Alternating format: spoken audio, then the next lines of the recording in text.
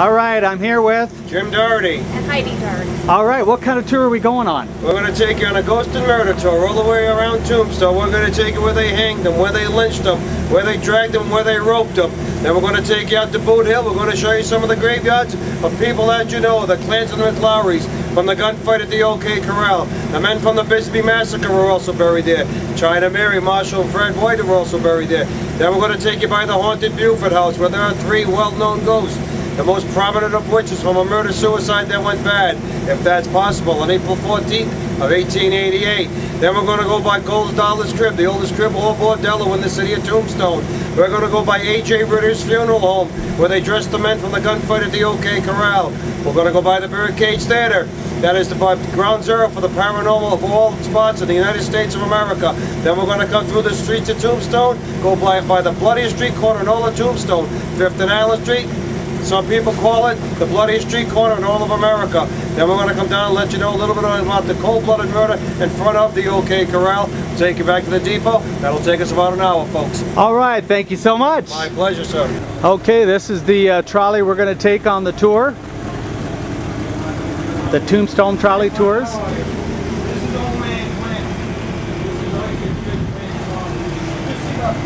All right, here's our fellow tourist. What's your name? Bev. Where are you from? Ottawa, Canada. Ottawa, Canada. And is this your first time to Tombstone? Tombstone. All right, and you? I'm Charlene, and I'm from Ottawa, Canada also. First time here in Tombstone? First time, all not right. my last. So now, you guys are not going to get scared seeing ghosts tonight, are you? No, I'm hoping to see some. Well, I am anyway. All right, thanks a lot. Now, the first thing I'd like to do is direct your attention to the mountains behind us. For those of you that were here today, you recognize those mountains. Those are the Dragoon Mountains. And 150 years ago, Cochise and Geronimo held off the cavalry in those very mountains for 7.5 years. Now, the cavalry was pretty upset by that, and they wanted to draw out Cochise and Geronimo. So in an attempt to do that, they attacked a village on this side of the Dragoons. Well, unfortunately, it wasn't successful, and Cochise and Geronimo were too smart to be drawn out like that. And the only thing that happened were 14 women and children were murdered, most of whom were related to Cochise. Now, it is said that Cochise got his medicine man up on those mountains to put a curse on the land between the Dragoons and the San Pedro River several miles on the other side, that no 2 white men would ever live in peace again. Now, by the end of the tour, you be the judge as to whether or not that folklore or legend rings true. Now, as we pull out here onto Tuffnut Street, I'd like to direct your attention to a building across the street that will be on the left-hand side of the trolley. It's now vacant, but on December 28, 1881, when Virgil Earp was ambushed in the streets of Tombstone, it is said that eyewitnesses saw the perpetrators of that crime go behind there where the Visna Mine hoisting works were and disappear into a gulch, never to be prosecuted. As a matter of fact, right now you are riding over the Visna Mine. This whole area of Tuffnut Street on the left-hand side of the trolley was miner shacks, hoisting works, and various mines.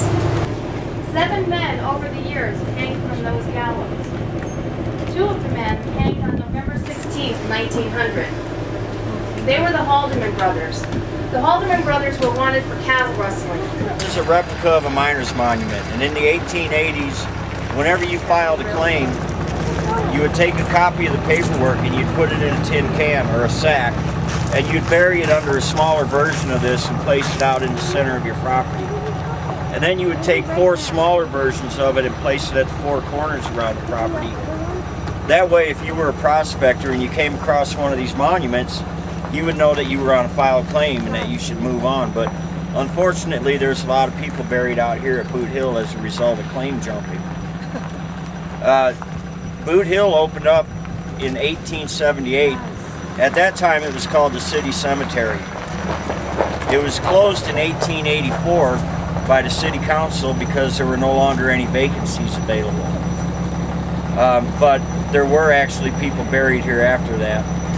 In fact, one of them came COD. His ashes came COD, and they paid for it, and he's buried out here. He was a famous cowboy actor. He went by Wild Bill, I think, or Buffalo Bill or Wild Bill. I was just reading about it today. Dutch Annie was the queen of the red light district. At one time in Tombstone, there were more than 3,500 licensed ladies of the night in Tombstone. And they paid $4 a month for that license. So Cochise County made $14,000 a month off of the licensed ladies of the night. In spite of her profession, she was very well liked. I've read that 1,000 buggies followed her out here to her final resting place. Another well-liked lady in Tombstone is China Mary. Now, China Mary's buried way back in that corner there. That is the Chinese section of Boot Hill Cemetery. And then there's also a Jewish section way down in that corner. China Mary ruled Chinatown, or Hoptown as it was called by the Americans, with the iron fist. She was in charge of the opium trade and the slave and prostitution trade in Chinatown. If you wanted a Chinese laborer, be it a laundress or a houseboy or yard work or whatever, you dealt only with China Mary.